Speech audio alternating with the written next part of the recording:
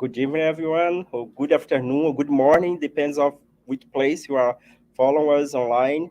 And today we have our guest speaker here in the Spirit Society of Baltimore, Marcia Trajano. I'm greeting those that are watching us through the internet or devices, any type of device that you can connect in the internet, right? So we are here live from the Spirit Society of Baltimore with our community here, but also we wanted to share this message that our dear friend Marcia Trajano will bring to us about this great virtue. So before I pass the word to Marcia, I would like just to read a little bit about our guest speaker and allowed me to deviate from the camera because I need to read. So Marcia Trajano is one of the founder of the Christian Spiritist community of Atlanta and a former board member of the United States Spirits Federation. She is a spiritist for more than 20 years and has participated in giving talks and leading study groups in English and Portuguese. With a master's degree in management of technology and a project management professional certification, Marcia currently works in the field of project management. I think I mentioned a lot of management here, right, Marcia? So, with that, Marcia, welcome again. We are very happy to have you here today. And I will pass now the microphone, the ball, whatever, to you. Please. All right. Well, good evening once again, everyone. I am so very happy to be here today and talk a little bit about patience. So, as Daniel mentioned, my name is Marcia Trajano. I live in Nashville, Tennessee, and I hope everyone is doing well. It is a beautiful Saturday afternoon here in Tennessee. So, we're going to start today to talk about the seventh item from the ninth chapter of the Gospel according to Spiritism, which has a title, Blessed are the Meek and the Peacemakers, and was written by a friendly spirit. We're here today because of this amazing message that gives us a sense of encouragement, of strength. And Joanna De Angelis, our friendly spirit, is really inviting us all to have the strength to endure our suffering, and she's also giving us or inviting us to show compassion to those who could harm us. So we're talking about patience, but we are really discussing two different things, right? Endurance, enduring suffering, but also to have a call for compassion or love. So this discussion will highlight why we should be patient, why we should place patience in the front and center of everything that we do. So let me go to the next slide. And I mentioned to Daniel before we just started that somehow we got lost in translation, and the dog did not eat my homework, but it ate somehow one of the slides. So I'm going to read instead of showing to you, and I hope everybody will be able to hear me well. But before we even go into that passage in the Gospel according to Spiritism, I wanted to just remind everyone, if you have the ability, if you have that book in your library, right, in your own personal library, but the spiritual author Emmanuel, in his book Calm, speaks to that idea, right? That calm is directly there's a direct relationship between our faith, our trust in God, and the faith and the trust in the divine justice. And it's really important for us because we are in a very short passage, as we know, we are confronted several elements that really are rich. We could be here probably talking for hours and hours, but we're just going to go through this really broad brush stroke in terms of all those concepts that is given to us by Joanna D'Angeli, our friendly spirit. But in the book, Emmanuel, in his book Calm, he talks about it, right? That calm and patience, it's a question of having the right state of mind, and that right state of mind, that attitude will lead us to harmony and a life of peace. So if I may, I'm going to go ahead and take a moment to read the passage from the Gospel according to Spiritism. Forgive me for not having the slide with the words, but it's a relatively small. I'm gonna ask your patience, right, to read to you. And Joanna starts with pain is a blessing sent by God to all his elected. And I look at myself, oh, how so very Joanna De Angelis to say that, right? Pain is a blessing. So when we suffer, do not allow yourself to become afflicted. Again, I keep hearing Joanna telling me, if she were right here in this room, she would say, we have no room. There is absolutely no room for any of us to fall prey into that sense of victimization, right? So when you suffer, do not allow yourself to become afflicted. And then she moves on to say, rather bless the omnipotent who, through the pain of his world, has chosen you to receive glory in heaven. She moves on to say, be patient, because this is also a charity. And that's a big point for me, right? So to be patient, you also are providing charitable. You're becoming a charitable person. And she says, everyone should practice the law of charity as taught by Christ, who is God's envoy. Material charity, and I stop here to say here because she says material charity is the easiest of all. We know that, right? But there's a point that I want us to think a little bit, which is the notion that there is a transactional type of charity and a relational type of charity, right? What do I mean by transaction? You simply fulfill a need. It's one point in time and you're done, right? You address that material need and you're done. You don't have to deal with that anymore. So she moves on. However, there's another kind of charity which is much more laborious and consequently offers higher merit. For all of us, we receive the notion that the charity, that spiritual charity that we know, is to forgive all of those placed in your pathway by God to act as instruments for your suffering and to test your patience.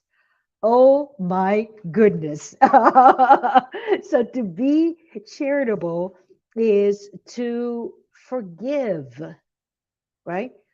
One word, forgive anyone who comes in our lives and they are instruments of God to make us suffer and to test our patience. And we're not only talking forgiveness, but we're also here need to think in that transactional versus relational, right?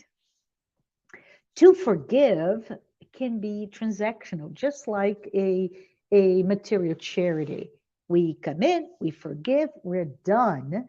And in this case, when she talks about that forgiveness in a patient manner, it means that you need to be patient and continue to be patient. And every time that person it just hits our buttons, right? It just keeps really trying to make us feel uncomfortable or whatever. We need to be patient and loving. And again, it's a relational type of charity. So she moves on to say, we know full well that life is difficult, being composed of so many apparently useless, insignificant, and valueless things which act as repeated pinpricks.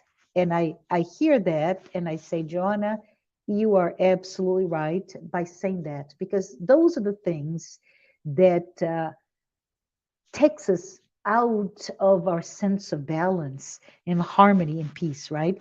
Those little things, those little difficulties that come to our lives and will get us upset and in a state that is not one of patience. But then she says on those little things, right? Those repeated pinpricks end up hurting us.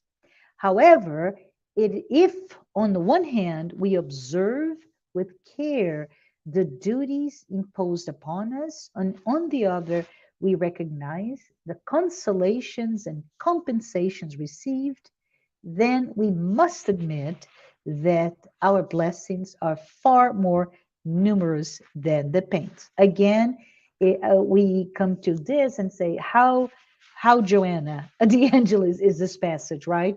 We can really see or hear in the back of our minds all the beautiful, rich teachings of her book, The Psychology of Gratitude, right?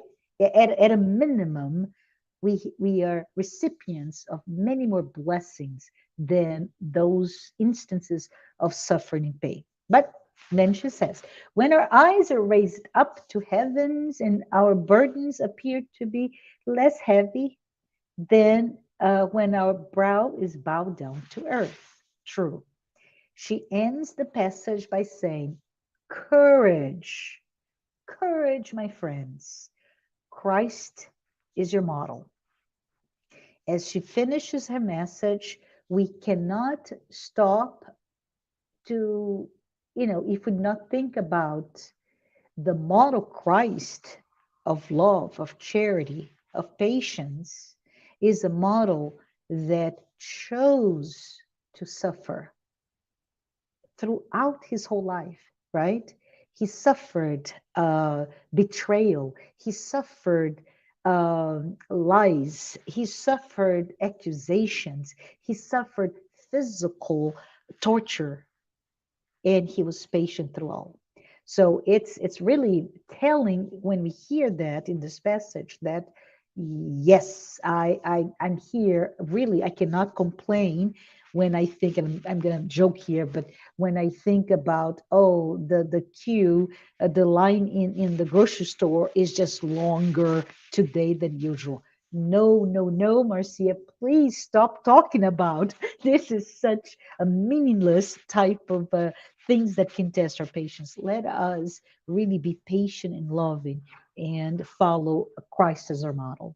So she finishes, she wraps up this with, he suffered far more than any of you and had nothing to offer penitence for, whereas we must atone for our past and thereby fortify ourselves for the future. So let us be patient, let us be Christians, as she says that. And I love it. I'm very appreciative of that. And just before we move on to the next slide, I want to ask, did anybody here besides me kind of counted the main topics all addressed in this one short passages? I'll say those to you in case you were not paying attention, but she basically, there are four topics, right? Number one, pain is a blessing. Number two, patience is a form of spiritual charity through forgiveness, right? Number three, she then again brings the idea that we are called upon to forgive everyone who caused us pain, everyone who harmed us, everyone who, by doing that, became our enemy. right? And fourth, for us to have courage.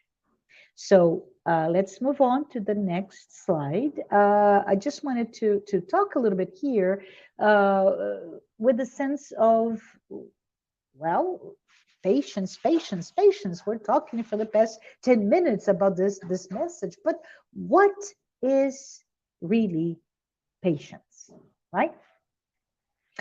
Patience, simply put, it just means the ability to bear, right? The ability to withstand. And for many of us, patience carries that a notion of commitment, of resolution. So it's very, we start to think about here that the sense of commitment resolution is important for us to think about because many people misunderstand. There's a misconception that the patience means I sit and I wait and I do nothing. And patience is the opposite, right? Patience means we have a commitment, a resolution to be patient once I've done everything I could to resolve this event, this situation, right?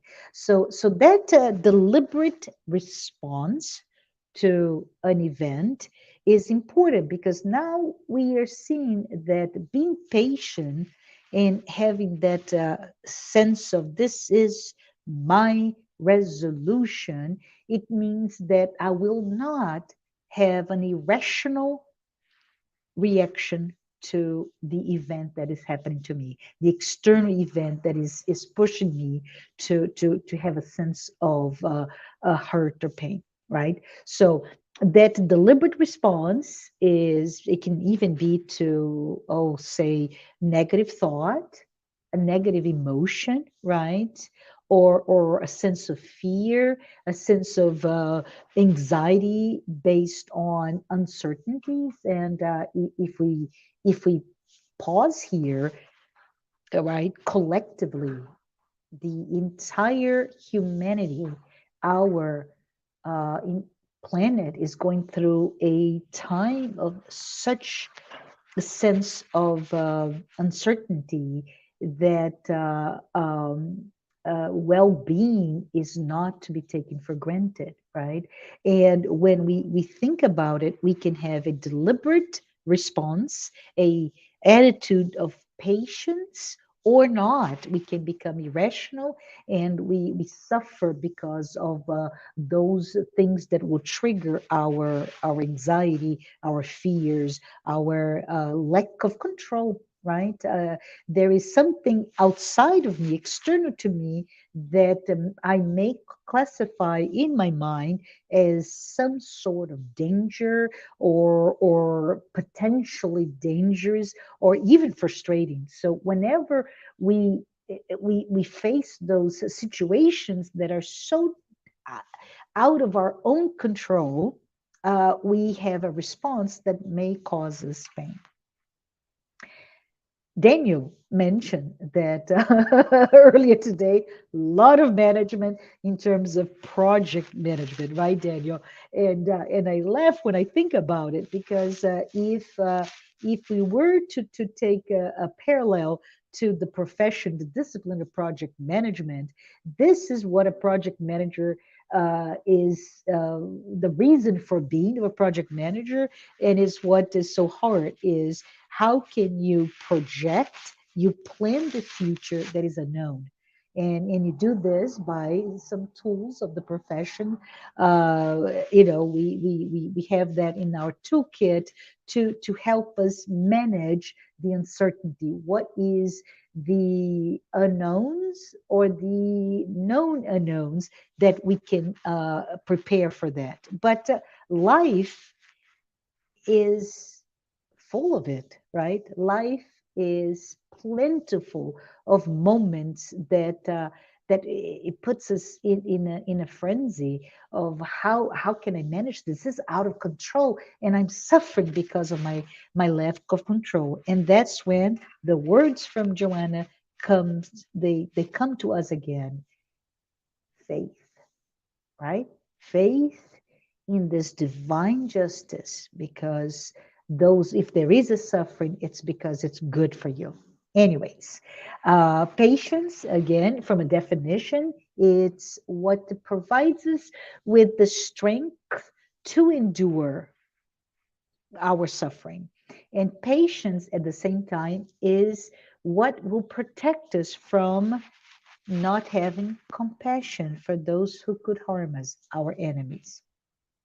So, from that perspective, to be patient is to be able to love all of those situations and people that could potentially have the ability and the actual execution, right? The not just the ability, the potential, but the instance of harming us, all of us. So to be patient and to love is to be able to um, look in the eye of all of those who have harmed us, those who I dare say are not classified as deserving of our love, and for us to love them regardless.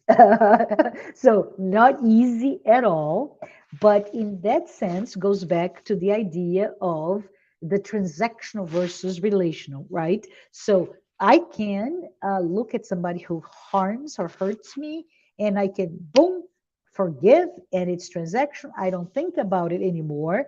But to be patient is to be able to deal with that relationship, right? To be patient all the time and to understand that that person, because of a different, I don't know, different type of life, different type of background, different type of capabilities or even awareness or understanding, has the ability to hurt me specifically.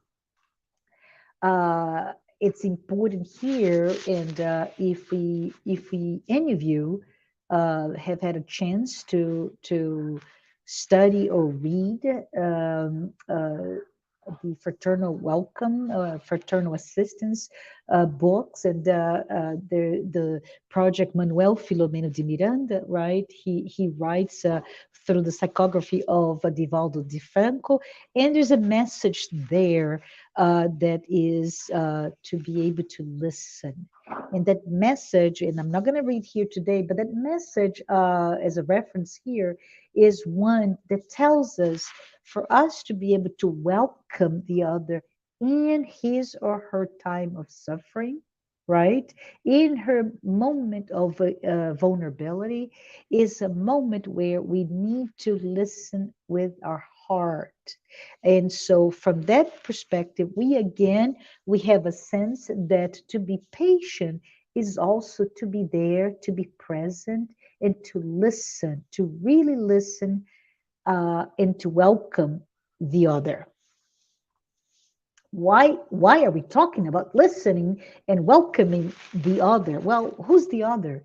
The other is anyone out there who does not think like me, who does not live like me, who does not look like me. So from that definition of the other, and I may just go into a sense of description here. The sense of other, if you go back all the way to when we lived in tribes, right, our ancestral days on earth, the other was anyone who was not part of my tribe, right, my clan. And anyone who's not part of my clan was considered my enemy. You don't look like me, you don't behave like me, you may not speak like me, so you are the other. And from that point up until, oh wow, when Jesus came to us on earth about 2,000 years ago, that concept of protecting yourself, your family, your community from the other was a concept very strong. And that's the concept by which we say those are your enemy, anyone who is not part of your common attributes and acceptance. Jesus brings us the idea that your enemy, the other, is the one that we need to embrace, to welcome, to love, even though they may do things that could potentially harm us. And this is brought to us with this discussion about patience.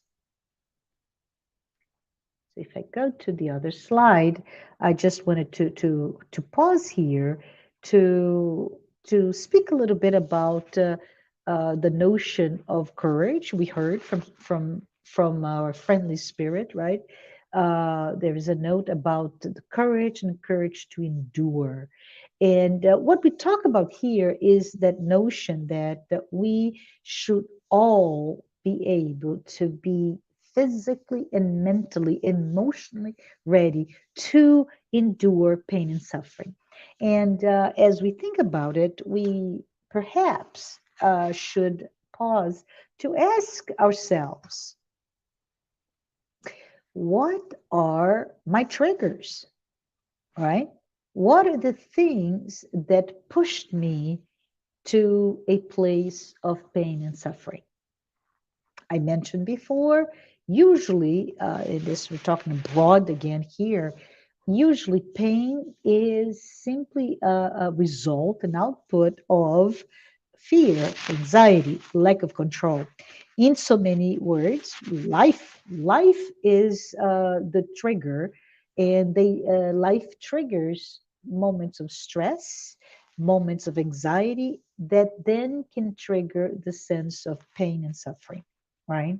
So patience in this point is all about um, handling those things that trigger us whatever level of pain, right? So, whatever and whenever we see ourselves as vulnerable or anxious or stressed, and life, as we all know, is a life of extreme stress, especially the past 2+ years during this pandemic that we don't know about tomorrow, right? So those things that we cannot control, they are our triggers, and once we have a commitment to stay in that state of calm, a state of strength, of fortitude, we can endure whatever comes to us. So I wanted to pause here to tell a story. And this story I read, oh my goodness, so long ago that I could not remember the name of the book. But it was, you can find it in one of the Dalai Lama's books. And it's really cute because the Dalai Lama talks about uh, the story of this monk, right? That he knew, and they're both quite young, right? Just before the Dalai Lama had to go on exile from the Tibet, and he was out for about 20 years. But the two of them knew they loved each other. They were so good, such good friends. But while the Dalai Lama was able to escape, the monk was not. And what happened to that monk? He lived and he was imprisoned and he was tortured and like many other monks, right? And 20 years later, there was an opportunity for the Dalai Lama to meet this monk. So think in terms 20 years of prison, of hatred, of punishment on a daily basis. So when the Dalai Lama meets this monk, he looks at him and he says, "Old friend, other than the obvious growth, right? The aging process, the I can use it, the ravages of old age into a body, but I'm not going to go there. Other than the natural process of aging, he looked and he said, "My goodness, this monk does not." Look that he was affected whatsoever by this past 20 years of such suffering and torture. And he wanted to know what happened, right? And he asks, "Were you humiliated?" Yeah.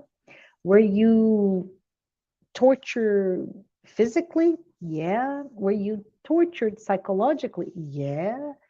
And he said, well, my friend, how come you look so good? And the monk tells him why. He said, every day he suffered, right?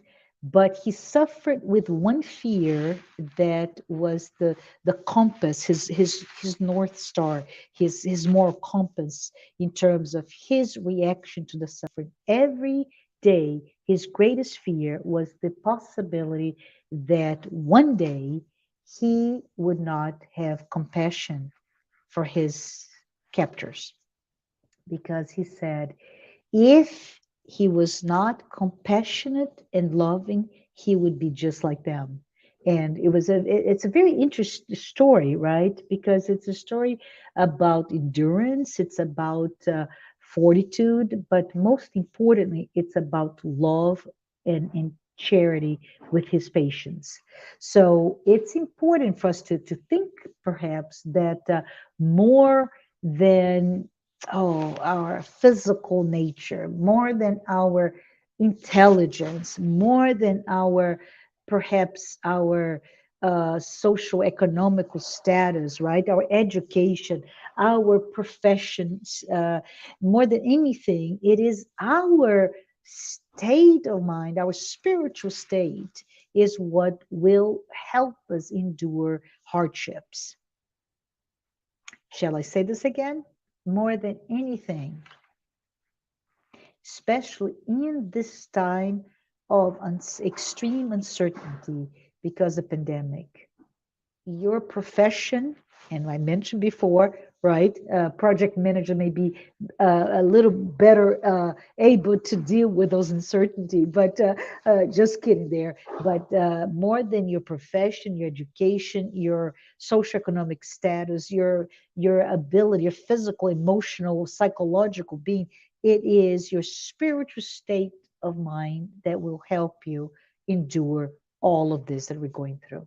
So, just to repeat the words from Joanna, forbearance, fortitude are the attributes of anyone who's patient. So, before I move on to the next slide, I just wanted to say that for us, being patient really means that regardless of the adversity, the crisis du jour, right? The crisis of the day, regardless, dealing with, I don't know, violence or uncertainty or whatever changes our plans for the day, let's say like that.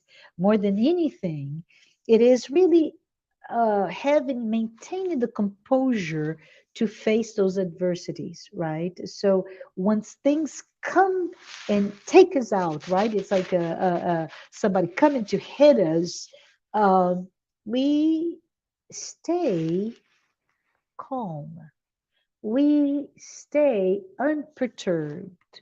We really are able to express within ourselves this sense of acceptance in front of all those things that can be called hardships. That, my friends, is resignation, right? It's resignation in the pursuit of our own spiritual growth, our own spiritual evolution. And from that perspective, Joanna tells us in her words, not only in the Gospel according to Spiritism, but in many, many of her books, is that patience means nonviolence, patience means resignation, and patience, if I translate her words, is really to not just refrain a physical reaction, right? Like I go like this as if I'm about to punch back somebody who's threatened me, but it's just refraining from that physical reaction, that emotional reaction, even when we are provoked. And patience will also help us in our vibration field because it will help us to let go of our negativity, our reaction through emotions and thoughts, right?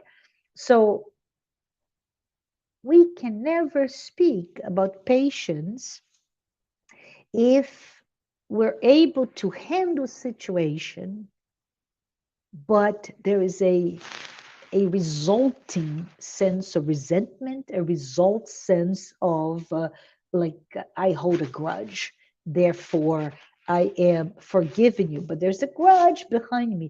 That it's not patience at all. So let me go to the next slide, and we're a few minutes away, so we're just closing here. And I'm here to talk about that sense of patient acceptance. What am I talking about here? It just means that patience, first and foremost, begins um, after you've done everything possible to handle a situation, right? You have all that you can to make sure that you're prepared to deal with the situation. At that point, when the situation happens, then you are really ready to demonstrate that you are patient or not. And what I mean by that is there are times, right? There are times when, for example, it is maybe appropriate to have very strong measures against something external, right? Let's say if violence or what is the potential to hurt us is a fire, you have to strong and fast and swift, you put out the fire, right? So there are times when it's appropriate to be very strong and not just be resigned and be passive. There are times that we have to think that being patient does not mean that I will accept what you're doing to me, right? If somebody, let's say fictionally, I have a boyfriend who is physically abusive, and there's reasons why he or in this case it would be a he or she, but this person is physically because there was a cycle of abuse and generational aspects of abusive behavior, and I am a quote unquote victim of that abuse. And I said, no, I don't have to stay with that person. I love that person, but the language by which that person express himself is one of abuse. I will either move or restrain that person so that I will not be afflicted. The other thing that is important for from a patient acceptance is it does not mean that we should not have a reaction, an action to something that may be difficult, right? I I have to say, for example, if you're talking about, and I made several reference to the pandemic, right? What can you do to safeguard yourself and your family from being contaminated? Perhaps that may be an example of just react upon what, in this case, may be a difficult situation. And finally, that patient acceptance does not mean being passive. So there are times when harsh words, physical interventions are required. There are times that we really need to understand that we need to safeguard, right, from losing our composure, but we need to be in a position to judge what's going on. Is how can I prevent that violence, be the fire or violence of someone that can hurt me, or the violence of a disease? What can I do to protect myself, right? So we're almost to the end here. Just want to say that our patient acceptance just means that our reactions, our words, our thoughts should reflect our sense of acceptance.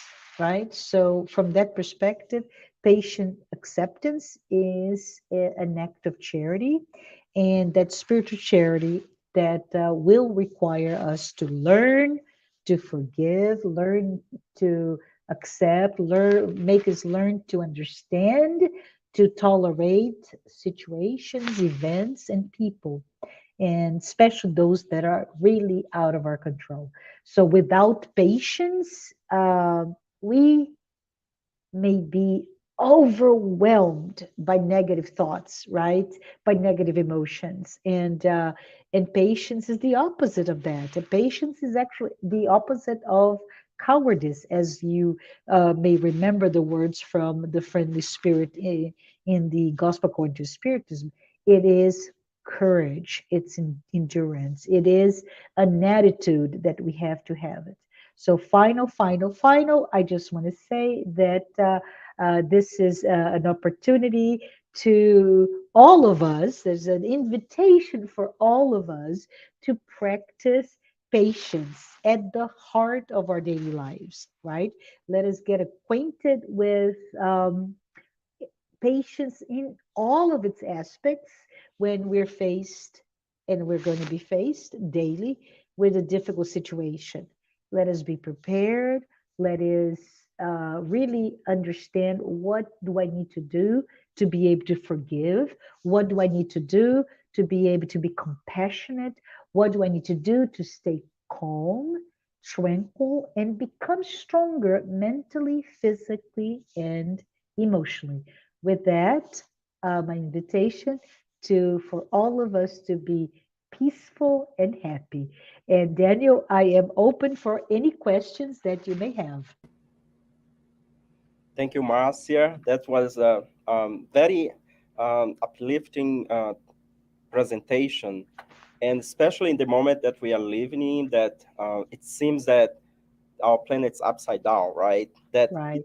patience, something that people has not, you know, display much, right? And the reason of a lot of violence and misunderstand is because we don't stop, we don't uh, at least try to cultivate, because we know we are not perfect yet, which means that the degree of patience that we have is not there yet. But we have been called for many centuries, for several by several masters, great mind in Yes. humanity, to exercise those virtues, right?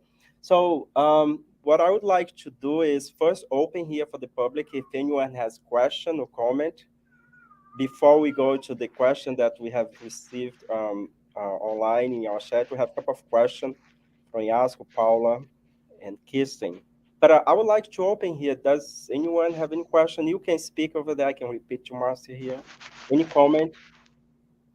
If not, so we can.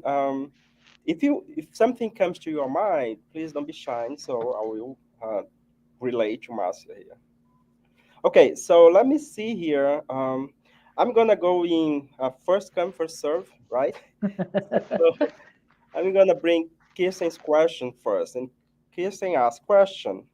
Patient is a visual, but why is it that just when we think we have cultivated a lot of it, we are tested, and it feels like we are at step one again. So, what do you have to say regards to this, Marcia? So, Kirsten, I completely understand where you're coming from, and I actually would think that it's something that all of us feel, right? How come? I thought I was there already. Why do I have to go through this again? And I could say it may be in jest. I would say this is God playing with us, but it's not the right answer. And the right answer is that we, as and Joanna in her books, she will over and over again will talk about it, right? The fact that we need to go through degrees by which we obtain, right? We attain that virtue, that quality within us, and it may take lifetimes to be able to be able to understand the impact of being a patient person. So from that, I would just say, Kirsten, that it is an instrument when we're tested again to see if how can we right, this is an opportunity. Okay, bring it on. I'm gonna exercise my patience muscle again, and see if I can be better or do better. I want to say something, and this is from an old example that I used to do. I no longer use this, but I'm bringing to hear. But I used to do a class, I would say 20 years ago, um, uh, in inner transformation, right? And we went through not virtues or qualities, but actually those imperfections and those vices, those addictions that, as you know, Kirsten, in the book by Joanna DeAngelis, the existential conflicts, we go through all of those addictions. And one of the example that I would say is I never smoked in my life, right? Never. That's something that I have already attained. You can lock me down in a place with hundreds and thousands of types of cigarettes. It will not affect me. But for those who are struggling to handle that addiction, it would be a form of, if I may say, hell, right? A torture, because it's something that will take every part of their being to be able to deal with that. So I think from that perspective, patience is something, because it's so complex, a virtue that we need to be tested over and over again. I hope this answered the question. Y- Yes, yeah, I think you did answer the question, at least especially because, to tell the truth, I mean, if someone think that they already have patience and come back to step one, it's because, the assessment of that visual was not completely 100%, right, Marcia? Yeah, So, and and we and are all in this boat, right? yeah, and we may want to remember uh, the words, right? When Jesus said, "Do not forgive one time, but 7 times, but 7 times 7." And I would say 7 times 7, right? 49 every day. And this is, Daniel, I say this because you have two kids, young kids, and that is something that happens to every parent, that you have to be faced with the same thing, and you're patient the first time, and the second time, the seventh time, but to be patient 7 times 7 from the same person every day, that will test your patience. So It- it's a Seven, sense seven of, times for each action, right? yes, yes. Each activity, until you to have a sense that you don't lose your composure, regardless if, okay, I told you 100 times ago no, right? For a young kid. Yeah, yeah, that's true. Yeah, don't even remind me because I've been going through this right now. So, but I mean, in a good way. Yeah, I like the reminder. Yes, but it seems like sometimes we are reminded about situation that we didn't accomplish yet. It seems that pushes more the responsibility to exercise that, right? Yeah, and I So go back to maybe, if I may, Daniel. yes, It's the question. Remember, earlier we talked about transactional versus relational, right? yeah, We're good with transactionals. Even like, I forgive you, done, done, check. Let's go to the next. But the fact that patience, in its core, it's a requires that relational, meaning that we have to be patient all the time, right? Forgive all the time, accept all the time, endure all the time. correct. Yes. So let us see what Iasko is asking Hmm. here for you, Marcia. Hmm. She says, "Hi, Marcia. If we had already mastered genuine patience, she mentioned genuine patience. I think like Yeah, 100%, right? Um, Dealing with difficult people or situations won't look any longer a trial, right? That means I'm far from that. and far from all the consequences of being impatient. So I think she also put herself in the question, right? Yeah, yeah, So she wanted to probably you to comment on that. yeah. So Yasko, it's you're spot on, right? It's if we were and we're not, if we were patient, right? We would nothing would remove us out of our sense of balance, and I would look at to a visual. It's something that comes to my mind when we explain, especially when you're talking to young children. Speaking of children, right? When you talk about young children, and we explain the fact that you go like a wave, right? That we go up and down, right? And we say to young children that peace is that homeostasis, right? The sense of it's a line that you don't no longer go up and down, because you're there. You have the perfect sense of equilibrium. The fact is that no, we don't. We go through joys and sorrows. We go through euphoria and extreme sadness, right? We go through excitement and fear, so on and so forth, on a daily basis. Not just saying this is a period of peace and a period of war. No, we go through those turmoils up and down. That's really part of our life in this planet, in this world of trials of and expiation. So I think to be able to be patient is to, whatever happened, stay the course. Understand, like Shiku Xavier would say, that this too shall pass, right? This too shall pass. Happiness or sadness, this too shall pass. And I think it's very important for us to see that when we all of us here who have the privilege, and I call it a privilege, to have access to Spiritism as a body of work, as a philosophy, as a religion. We have access to the idea that with the mortality of our souls, right? We know that everything shall pass, but nothing passes because we stay the same. We are individuated souls, and we're here to learn. So all of this, like Jesus demonstrated with his entire life, are just mere, things that happen to you, but we can maintain our composure and our sense of patience.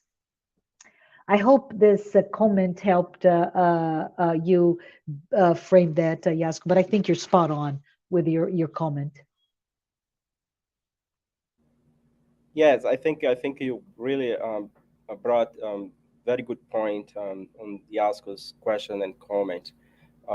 So move on. Paula Schmidt, that's here with us as well. And this question is very interesting because when you mention about that pain is a blessing, it's something very hard for us to accept, right?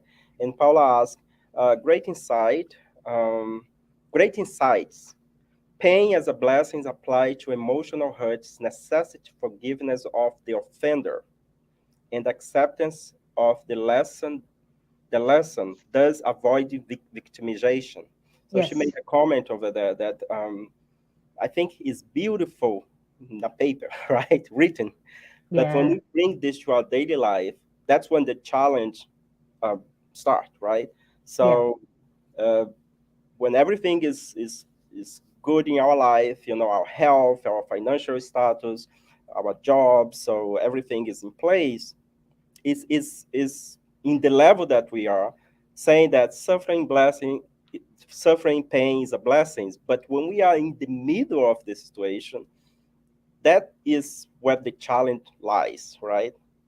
And I, Yeah. I don't know what you have to say about and I like Paula's comment about being in the position of victim or victimization, and we all have been going to that, right? I Yeah. only matured that we realize that all this come for our betterment, for our evolution. Yes.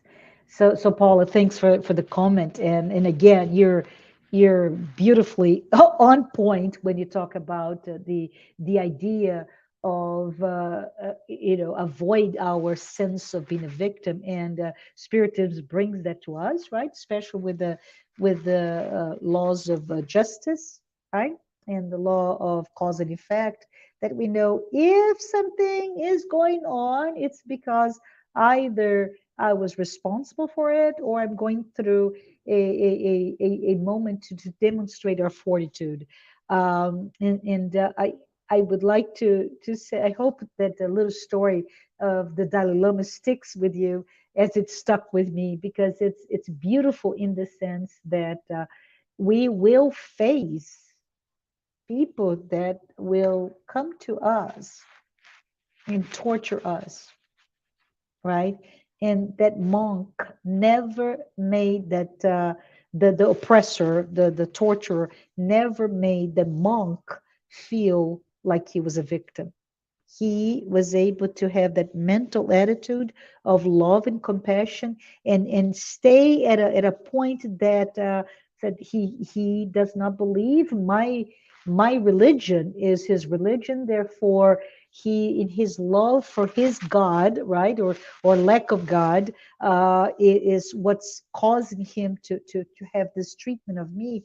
But I'm not a victim. I am strong, and I'm going to withstand that. It will not take away my ability to maintain compassion and maintain my love for him or anyone else. But Daniel, I agree with you. It's easier said than done. But I think when we acknowledge that, even if it is said than done, but if we come back to the same idea that is a blessing, is Mhm, for my betterment, is an educational process, is part of evolution.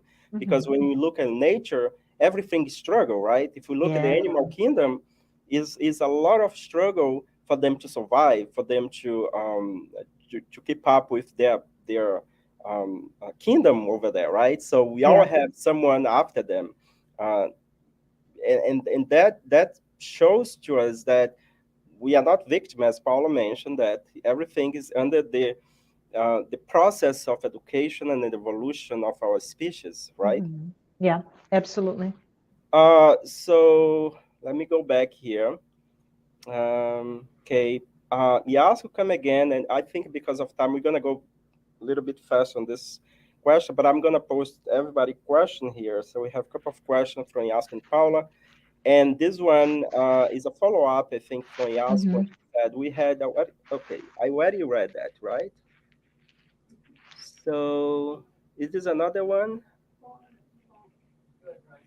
I Yeah, think we already it's addressed that. it's the same. Yes. So this one's from Paula. When someone sees they are stressed, what step do you suggest to calm down?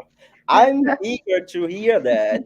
Because if you have the formula over there, I'm gonna tell you, we're gonna Oh. leave here the center in this talk on a different level of state of mind, right? Yes, Thank you for let's the all, question, Albert. Oh, Albert, yeah. no, Paula.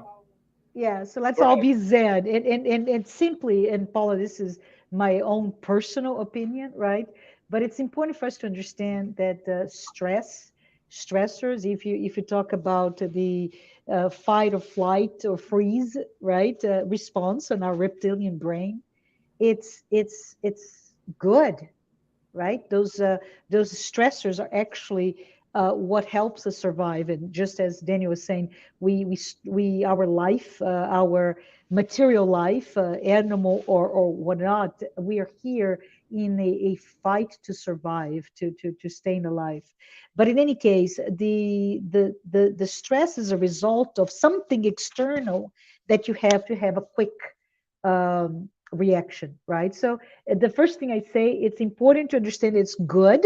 It's good that we have that fast. I think Daniel Kahneman, right? He talked about the book Fast Thinking, Slow Thinking, which is amazing to think about how we deal with things that come to us and are stressors for us and that require with the reaction with the adrenaline to get going and be much quicker. But the other part of it is we're no longer in the savannas of Africa, right? Where a lion may come close to us and we need to do something, including run like crazy. We don't live that, right?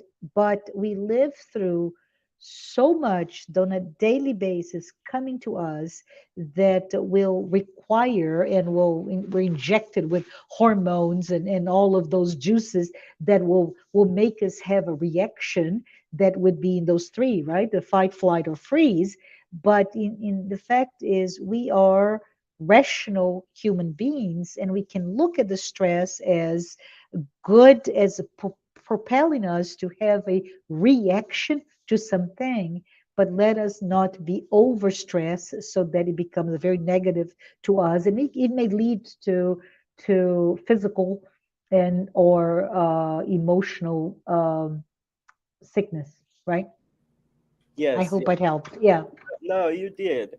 And just a little comment on the answer that just came to my mind is that regards to the source of stress, Uh-huh. because sometimes, I mean, you brought an example about, be in the middle of the jungle and be chased by, a lion or some kind of, danger animals. But so in our current society, one of the things that and this is like underlying our day-to-day life that Mm-hmm. bring us stress is the attachment that we have to things, Mm-hmm. right?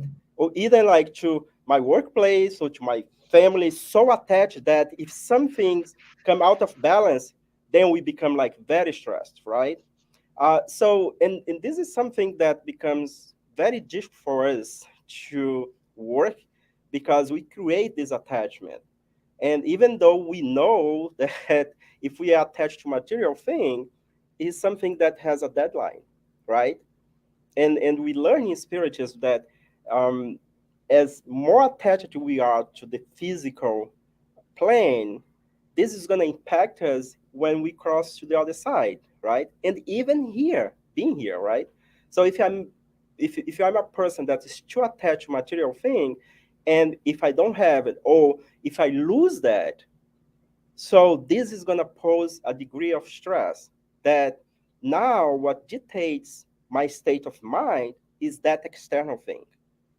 Yeah, may And I add something, yes, go Daniel? ahead. Sorry to interrupt. Um, Haroldo Dutra has a lecture about patience and resilience, and it's cute because he speaks as if he was a project manager, right?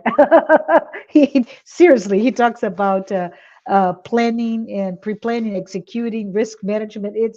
I thought it was really cute, but his lecture really discussed about patience and resilience, right? And I think it's good for us to think in terms of what do you mean by resilience, and the best the way for me to describe is like rubber band, right? It's the ability to be stretched as stressed and come back, To right? bounce back. It's Yes, yes. right. So the sense of the rubber band and that resilience that we need to build upon, all of us, is the ability to, when things take us from our sense of calm and balance, right? It can be anything. It can any change is a source of stress. Then building our resilience is to be able to, okay, let me go back to my center, to my core, to my calmness, whatever may be your mechanism to do that.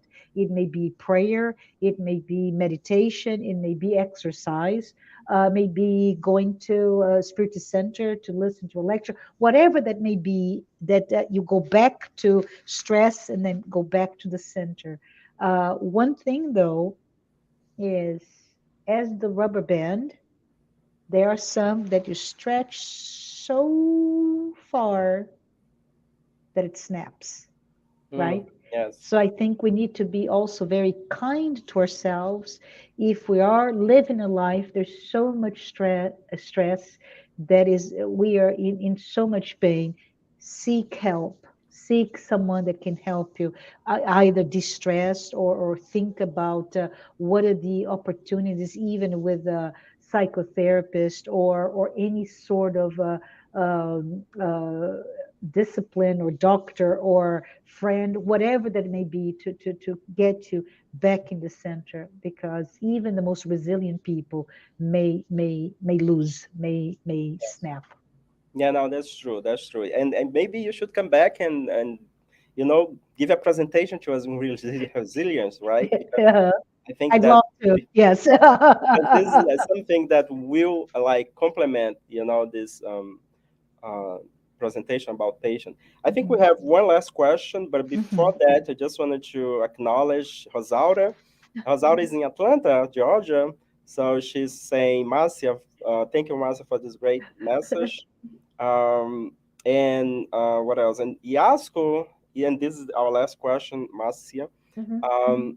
She's asking, she's saying, if I'm not able to forgive my wrongdoing or of others, is it a fair assessment to predict that won't be patient next time?